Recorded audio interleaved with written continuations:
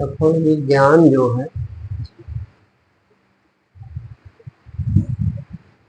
ज्ञान सिर्फ स्वीकार कर लेने से ही हो जाएगा, अभ्यास नहीं ज्ञान को। अभ्यास है मन की चंचलता मिटाने के लिए। जो बाहरी है, मतलब जो बहुत दूर है, उनके लिए अभ्यास कहा गया। जो मुमुक्ष है, मुमुक्ष का मतलब जो परमात्मा प्राप्ति के लिए एकदम संसार से तटस्थ है, संसार की चीजें नहीं चाहता, परमात्मा को चाहता है। अगर कोई ऐसा जिज्ञासु है तो केवल ये बातें सुन के मान जाने से ही आपको परमात्मा का अनुभव हो सकता है। पक्का मानो सुनने। और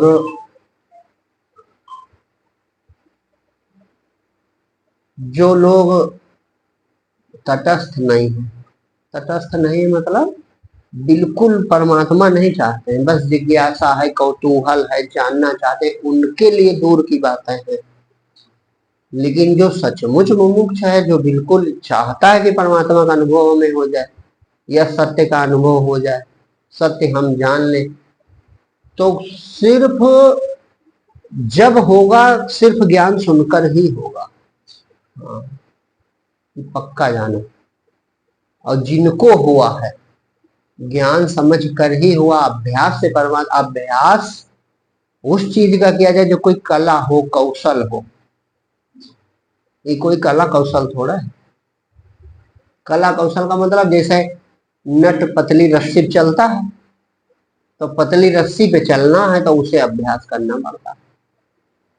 यहाँ पतली रस्सी नहीं चलना, जो पहले से चीज है, बस जाग जाना, एक चीज है। हाँ, जाग जाना, होश आना।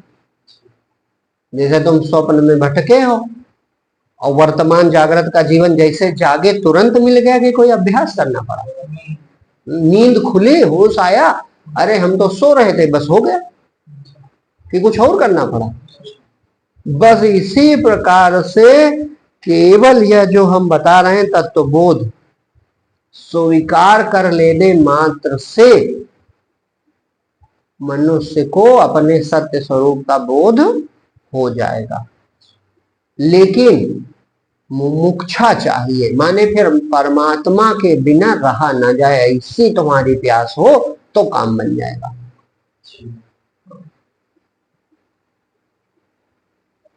लिखा सब ग्रंथों में है, सत्य ज्ञान लगभग जितने अपने धर्म के ग्रंथ हैं सब में लिखा, लेकिन स्वीकार उसको कोई नहीं कर पाता। पढ़ तो हम लेते हैं, पढ़ लिया, सुन लिया, लेकिन स्वीकार ना कर पाए। जैसे वेदों का ही सबसे परम ज्ञान कहा जाता है जो ये महावाक्य है, अहम ब्रह्मास्मि, तत्त्वमसि,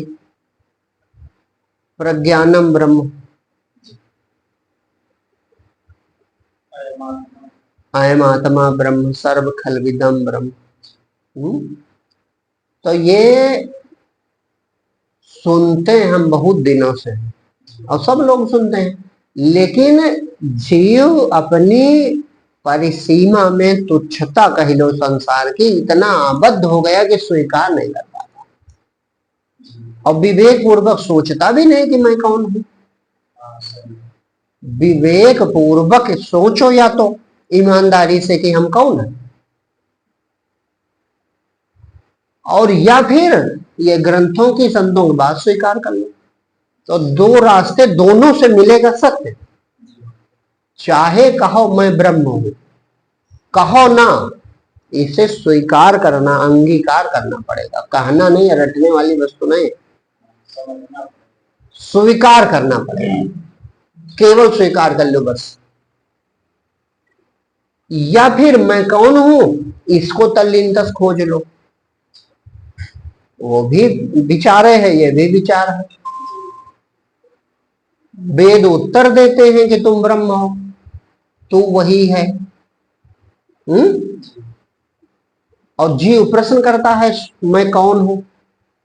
तो चाहे प्रश्न से शुरू करो और चाहे उत्तर से शुरू करो, सत्य मिल जाएगा। लेकिन विश्वास हो इस बात में। हमारी बुद्धि क्या करती है कि वो हर चीज में यही करती रही है। आदत है हमारी कि जो चीज हमारी बुद्धि के अनुकूल, समझदारी के अनुकूल नहीं होता, हम अनुकूल गढ़ लेते हैं। ये हमारी आदत पड़ गई, ये है बीमारी। ये जो है कहा है बुद्धिगत बीमारी है कि जो चीज हमारी बुद्धि स्वीकार न कर पावे, हम उसमें कुछ अपना मनमाना अर्थ गढ़ लेते हैं। इसको योग वशिष्ठ में कहा, वशिष्ठ जी ने, कि हे राम, कुछ लोग अर्थ शिल्पी होते। अर्थ शिल्पी मतलब वे अर्थ गढ़ लेते अपने हिसाब से, जिसमें बुद्धिमान जब वैसा अर्थ गढ़ लेते, और यही तुम करते, इसीलिए चूक जाते। ब्रह्म चेतना को कहते हैं। और चेतना का विवर्त जगत कहा जाता है। तो विवर्त तो परमात्मा नहीं, विवर्त तो माया है, जादू है ना। और तुम चैतन्य हो, तुम ब्रह्म हो। अब इसे चाहे मान लो और चाहे मैं कौन हूं इसका पता लगाओ, और दोनों काम विचार से होंगे। दोनों कार्य विचार से होंगे, न इसमें जो है शारीरिक जिम्नास्ट करना, जिसे अब इस समय योग कहते। भारतवर्ष में इस समय जितना शारीरिक व्यायाम है, जितनी शारीरिक आसन कलाएं, उसी को योग मान लिया। अब किसी को होश नहीं है कि गीता, भगवत गीता में बार बार भगवान योग योग योग की बात करते हैं और कहीं भी इसकी चर्चा नहीं। कितना आश्चर्यजनक बात है। योग होना है ही नहीं, नित्य संयोग पहले से है। बस होश आना है कि हमारा और प्रभु का संयोग पहले से है, हम और प्रभु पहले से मिले हुए हैं। इसी अवस्था का नाम योग है, इसी अवस्था का नाम प्रेम है, इसी अवस्था का नाम ज्ञान है, इसी अवस्था का नाम मुक्ति है। हाँ, सब इसी पर्याय हैं उसी अवस्था के। कौन सी अवस्था? जहां जीवात्मा परमात्मा एक, वो योग है। उसी की चर्चा पूरी भगवत गीता में हुई है, योग वशिष्ठ में हुई है, उपनिषदों में हुई है कि नहीं हुई? कि कहीं कलाबाजी, शारीरिक कलाबाजियों कहा गया योग? सुख पूर्वक सब जगह गीता में भगवान ने कहा है, सुख पूर्वक निर्भीक स्थान पर। अरे आसन चलो ठीक है, शरीर स्वस्थ रखने के लिए, स्वस्थ शरीर होना जरूरी है, उसके लिए कुछ कर रहे हैं वो अच्छी बात है।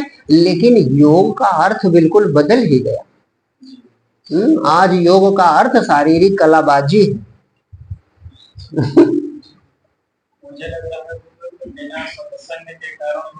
हाँ, वह मनमाना अर्थ गढ़ गया। अब धीरे धीरे वही हो गया, शारीरिक मतलब शारीरिक व्यायाम ही योग का पर्यायवाची बन गया।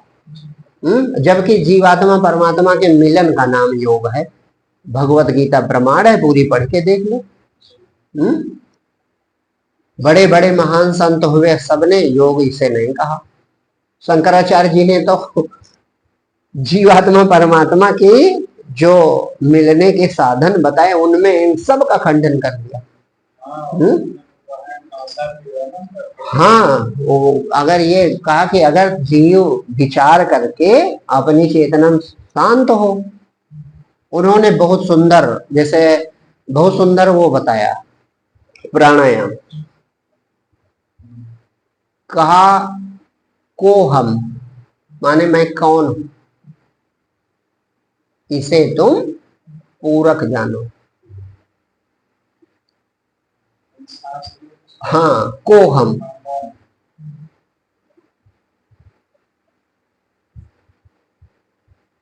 और ना सो हम, ना हम, ना हम या ना सो हम, माने मैं कुछ नहीं हूं, ना हम, इसे तुम रेचक जानो। और अहम ब्रह्मास्मि, इसे कुंभक जानो। माने मैं वही परमात्मा हूं, इस विचार में ठहराव होना चाहिए।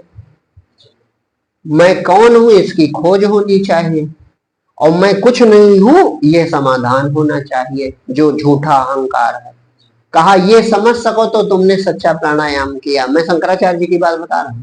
और अगर ना समझ सको तो फिर मूर्खों के लिए घ्राण पीड़न ही प्राणायाम माने श्वास में परेशान करना अपने आप को, इसे लोग प्राणायाम मानते। तो ये तो कहीं संतों ने चर्चा नहीं की। ये हम नहीं कह रहे कि ये बिल्कुल बड़ी खराब चीज नहीं है, लेकिन सच्चे योग से, सच्चे ज्ञान से, सच्चाई से बहुत दूर चले गए। हाँ, सच्चाई से बहुत दूर चले गए। शारीरिक व्यायाम को ही योग समझ लिया, और जबकि योग परमात्म चिंतन है, परमात्मा से मिलन है, जीवात्मा परमात्मा का अभेद मिलन, इसे पूर्ण योग समझ लीजिए। और जो इसकी विचारणा है, इस रास्ते की यात्रा है, उसे योग समझ लीजिए, आप योगाभ्यास कर लीजिए। जो यात्रा है वो योगाभ्यास कही जा सकती है, और पूर्ण मिलन पूर्ण योग है, जहां जीवात्मा परमात्मा दोनों अभेद हो गए।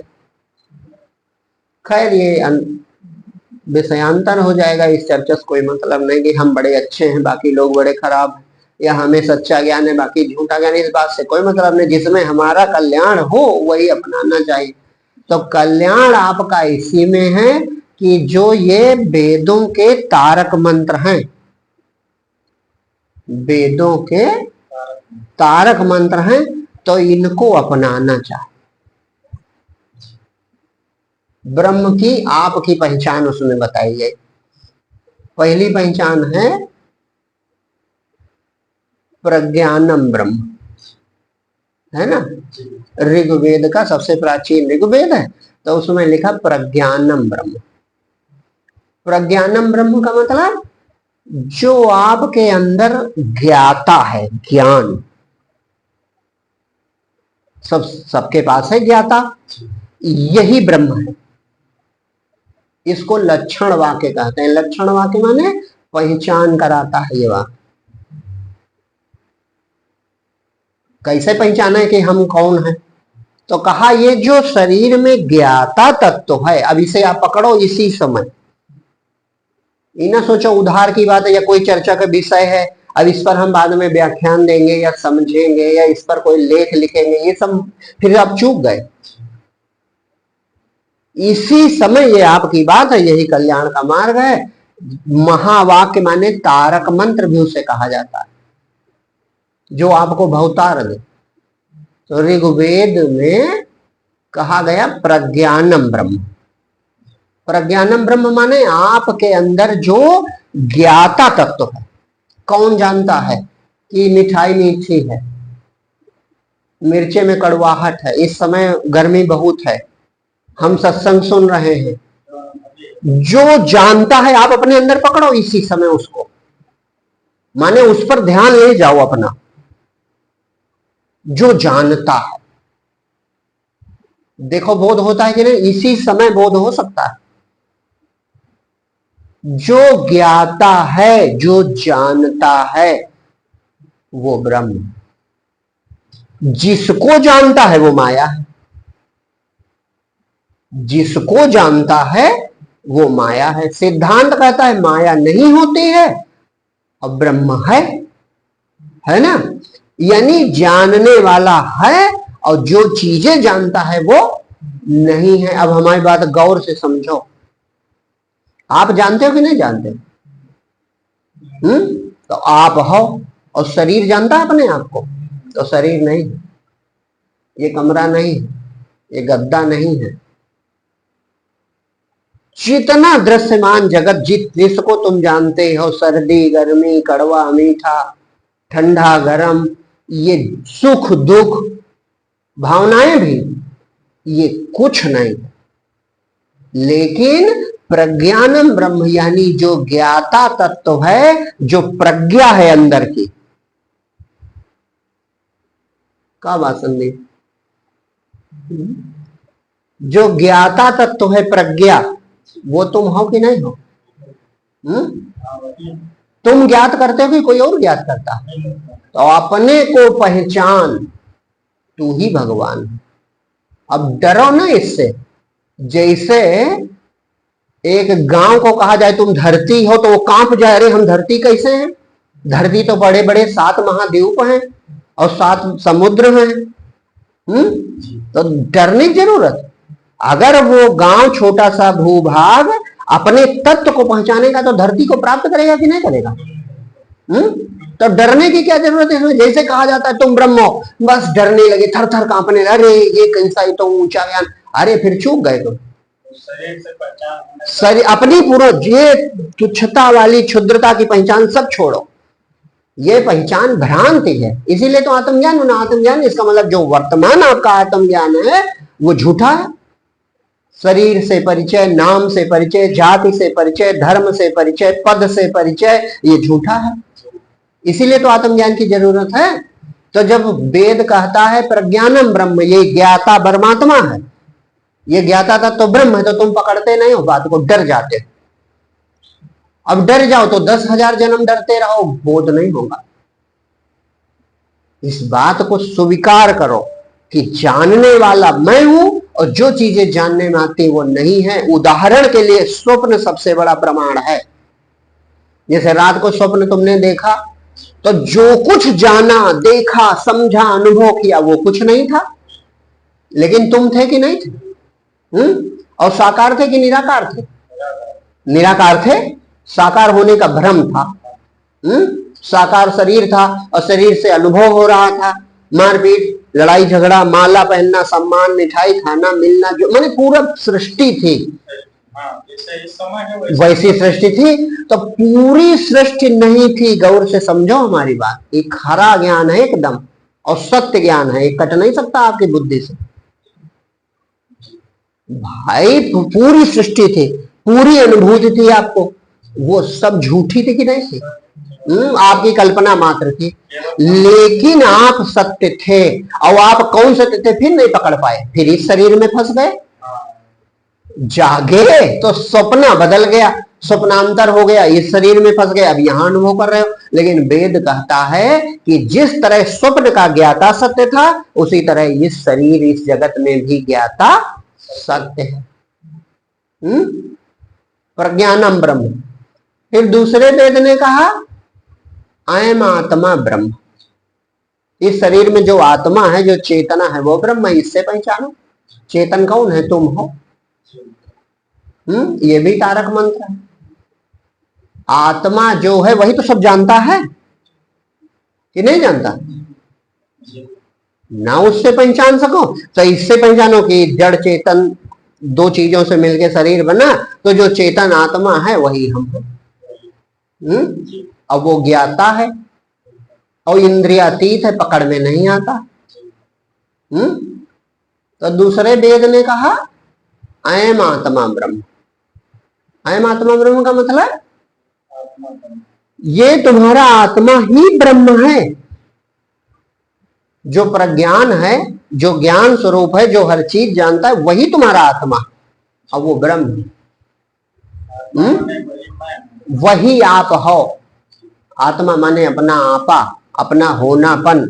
अपने होनेपन का अनुभव तो कर रहे हो कि मैं हूं, तो जो कह रहा मैं हूं यही ब्रह्म है, और यही ज्ञाता भी है, इसलिए ये ज्ञान स्वरूप है, प्रज्ञान है। फिर तीसरा वेद कह रहा है कि अब कैसे तुम न पकड़ पाओ, तो कहा तत्त्वमसि, तू वही है जो ज्ञान स्वरूप है, जिसे आत्मा कहा जाता है, तू वही है। अपने को पहचानने की कोशिश कर। ये उपदेश वाक्य है। उपदेश माने गुरु उपदेश करता कि तुम वही हो। यही ज्ञान स्वरूप चेतना की बात हो रही है। जो ज्ञान स्वरूप है, जिसे आत्मा कहा जाता है, तो वही ब्रह्म है। और अगर समझ गए तो चौथा वेद कह रहा है अहम ब्रह्मास्मि। ये भी तारक मंत्र, ये अभ्यास वाक्य है, माने इसका हमें अभ्यास करना चाहिए, इसका हमें निरंतर अभ्यास धारण करना चाहिए कि मैं ब्रह्म हूं। अब अपना पार्थक्य, अपना अलगाव इस विवर्त से, इस दृश्यमान जगत से तुम अनुभव कर लो, बस कल्याण हो जाए।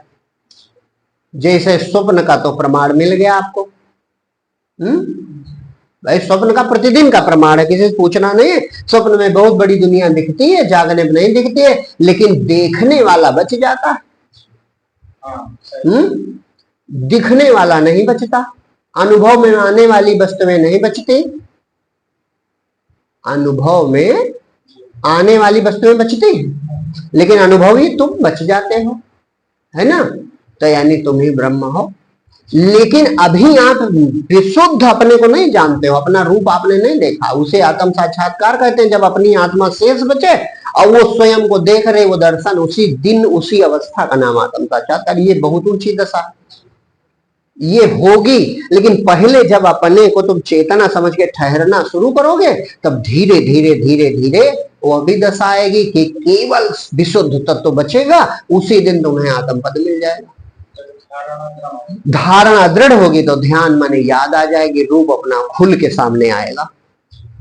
वो पहले से खुला है, छिपा कभी भी नहीं। वही तो जान रहा, कौन? तुम ही तो जान रहा, और दूसरी वस्तुएं नहीं जानेगी कौन। जैसे स्वप्न में दूसरी वस्तु थी, तो जब थी नहीं इसीलिए तुम बच गए, होती तो सुबह वो भी बचती।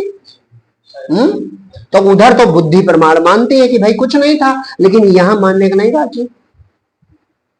तो यहां पहले अपने ज्ञाता ज्ञान स्वरूप चेतन को कि वही मैं हूं, इसे ही मुझे ब्रह्म कहा गया वेदों में या ग्रंथों में या संतों ने इसे ही बताया। तो इसे पकड़ने मतलब अपने का अनुभव कर रहे ही हो। अनुभव का करना, अनुभव तो कर ही रहे हो, बस उस पर ध्यान आपका जाना चाहिए।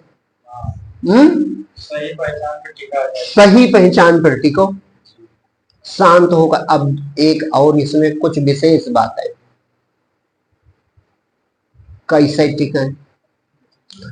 तो ये भी निश्चित है कि जो ब्रह्म है वो अकेला है और उसी से सब है, तो क्या उसकी संभाल के लिए कोई और चाहिए? तो अगर तुम उसमें शांत रहोगे तो अपने आप संभल जाएगा कि संभालना पड़ेगा? और जैसे जैसे संभालता जाएगा तुम्हें प्रमाण मिलता जाएगा कि मैं ब्रह्म हूं, मैं शांत रहता हूं, मैं कुछ नहीं करता हूं, कोई विचार नहीं, कोई इच्छा नहीं, फिर भी सब हो रहा है, तो तुम्हें प्रमाण मिलता चला जाएगा। और कुछ बातें जिनसे बड़ी आसानी से पकड़ सकते हो। जैसे तुम जीव इसलिए कहे जाते हो क्योंकि शरीर में आवेशित चेतना अपने को जीवित रखना चाहते हैं। उसको डर है शरीर मरेगा, तो सोचती मर जाएंगे, मरेगी नहीं, लेकिन उसको डर है, भ्रम है ना। तो वो डरती है कि मर जाएंगे। लेकिन तुम शरीर से अलग हो, फिर भी इसका प्रमाण है कि कैसे? जैसे जगत के बदलाव कौन जानता है? शरीर बचपन से आज तक इतना बदला, तो तुम जानते हो ना। तो अगर तुम भी बदल गए होते तो न जानते। जैसे ये जवान शरीर बचपन वाले शरीर को नहीं जानता, जानता ये अभी भी नहीं जानता, जड़ है ये कहा जानेगा। तुम्हारे होने से है ये। अमृत के समय जीव की आवेश यही प्रकाश खत्म हो जाता है तो कुछ नहीं कहा जाता। खैर वो चर्चक विषय नहीं, वो सिद्धांत एक दिन हमने समझाया था, ब्रह्म स्थिति कैसी है ना। अब उसका यहाँ उस ज्ञान का सहारा लिए रहो। जैसे उस दिन बताया था घड़े में किरण वाली बात, तो इसी तरह अपने को किरण की तरह मानो।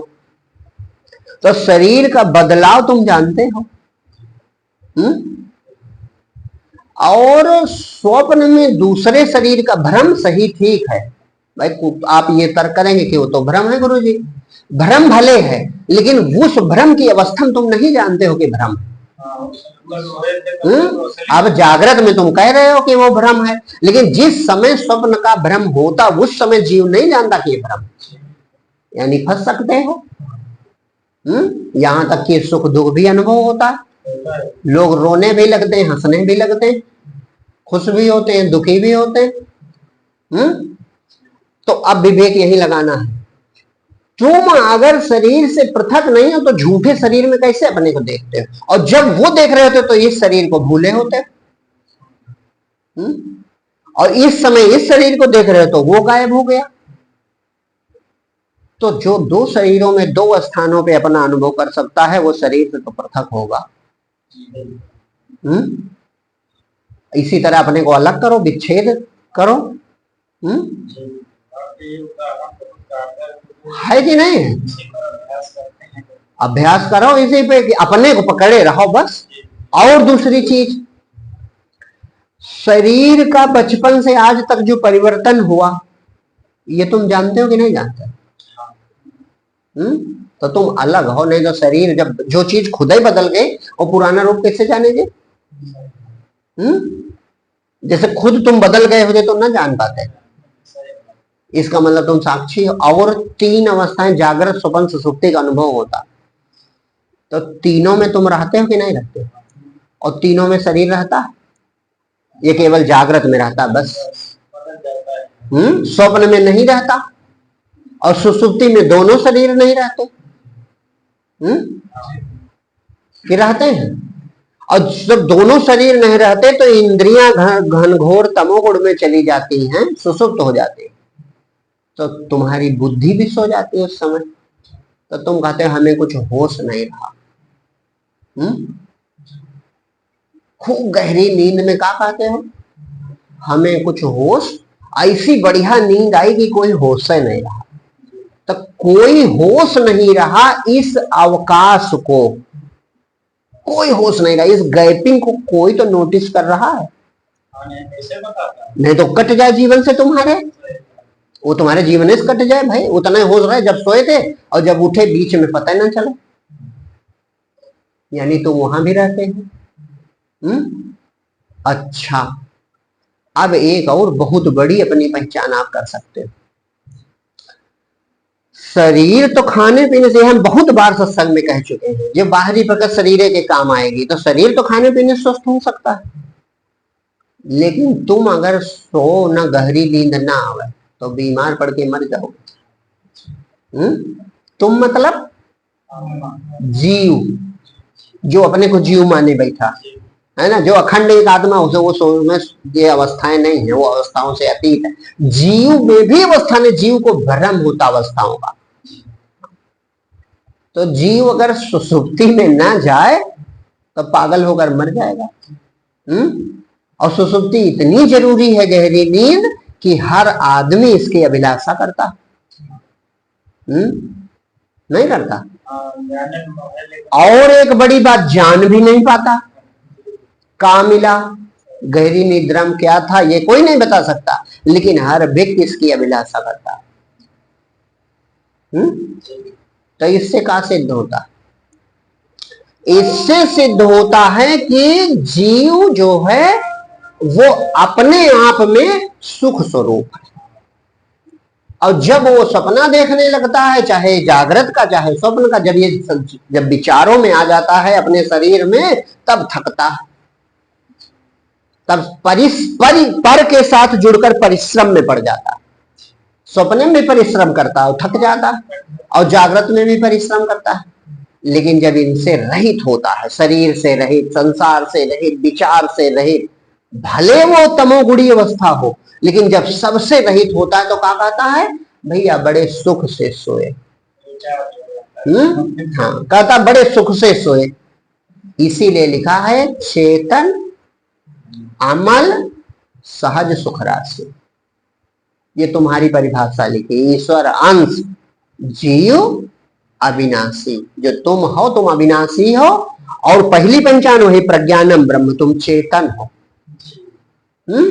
दूसरी पहचान अमल हो। काहे? स्वप्न में कितना मल था, कितना शरीर विचार दुनिया, जागे तुम में आया कुछ, और इधर से सपने में गए तो इधर वाला ले गए, यानी तुम निर्मल हो। तुम में इसका प्रवेश नहीं हो सकता। तुम इसका सपना जरूर देखते हो, लेकिन तुम्हारे में इसका प्रवेश नहीं हो सकता। चेतन अमल। और जब अपने में पहुंच जाते, बिल्कुल दुनिया सब भूल गए, कुछ नहीं बचा, तो सुख मिला कि नहीं मिला? वही सुख है। वो ना मिले तो हम पागल हो जाएंगे। वो विश्राम परमात्मा में जो आराम, राम में जो पहुंच जाते हो, विश्राम करते हो, वही तो सुख है। अब वो अनजान में तो तुम सुखी हो जाते हो। अगर होश पूर्वक जीव सब विचारों से, सब अवस्थाओं से अपने आप में स्थित हो जाए, तो फिर उसे समाधि कहते हैं। उसमें अनंत चैतन्य, वो अवस्था बहुत निराली है। संत वहां पहुंचे तो सबने अपना अपना अनुभव बताया, सबने। और सब संतों ने लगभग एक बात, एक मत से कही कि वह अवस्था बड़ी आनंददायक, प्रकाश रूप, ज्ञान स्वरूप, सुख स्वरूप, ये सबने कहा। जहां पर ये जीव जो है अपने आप में स्थित हो जाता, अपनी चेतना, जहां जीवात्मा भाव खत्म, परमात्मा जीवात्मा एक में मिल जाते हैं। योग की अवस्था, पूर्ण प्रेम की अवस्था, वो आनंद की अवस्था, वो मुक्ति की अवस्था, उसका एक बार वो उस अवस्था की मुलाकात हो जाती है, बस उसे जीवन मुक्ति कहा जाता है। लेकिन उस अवस्था तक पहुंचने से पहले तुम चैतन्य हो और ये नहीं हो, ये निर्णय तो करो पक्का। यात्रा थोड़े करनी, अपने आप वहां तुम हो भाई, तुम आत्मा में ही हो। खाली बस अपने में स्थिर हो जाना। जब तुम इनको सत्य मानते हो तब इसी में फंसे रहते हो। शरीर, संसार, दुनिया, इसे तुम सत्य मानते हो, बस इसी में फंसे रहते हो। फंसे रहते तो अपनी यात्रा नहीं होते। अरे मैं चैतन्य हूँ, परमात्मा का पुत्र हूँ, परमात्मा का स्वरूप हूँ, परमात्मा का अंश हूँ, अपने में शांत हो जाओ। तो जितने शांत होते चले जाओगे, निर्विचार, बस अपने आप अपना चेतन स्वरूप प्रकट होने लगेगा। वो उपस्थित है ना, और वो सब में समाया भी। जैसे पूरा स्वप्न तुम थे कि नहीं थे? अब जग गए तो बचा स्वप्न। तो जब था और तुम अकेले ही थे तो कहना तो पड़ेगा स्वप्न में तुम ही थे, उसमें जड़ भी तुम ही थे, और स्वप्न की ट्रेन भी तुम थे, स्वप्न की धरती भी तुम थे, स्वप्न का आकाश भी तुम थे, स्वप्न के जीवित वस्तु भी तुम ही थे, और स्वप्न की जो जड़ वस्तुएं भी तुम थे नहीं? तो तुम्हें विद्या आती है सब बनाने? ये सब बनना तुम्हें आता? अरे आता हो तो जब फिल्म कल्पना है तो उससे तो स्वप्न बड़ी कल्पना, इसमें तो स्वयं दृष्टा प्रवेश कर जाता। तो सब यही देखा है फिल्म बना के पक्का। यानी वो भी चेतना का खेल है जिसे तुम जान नहीं सकते। जीव कहते उसे हैं जो कुछ न जाना। माया ईस न आपको जान कही सो जीव। जीव उसे कहा जाता है जो न माया को जानता है, न ईश्वर को जानता है, न खुद को जानता है।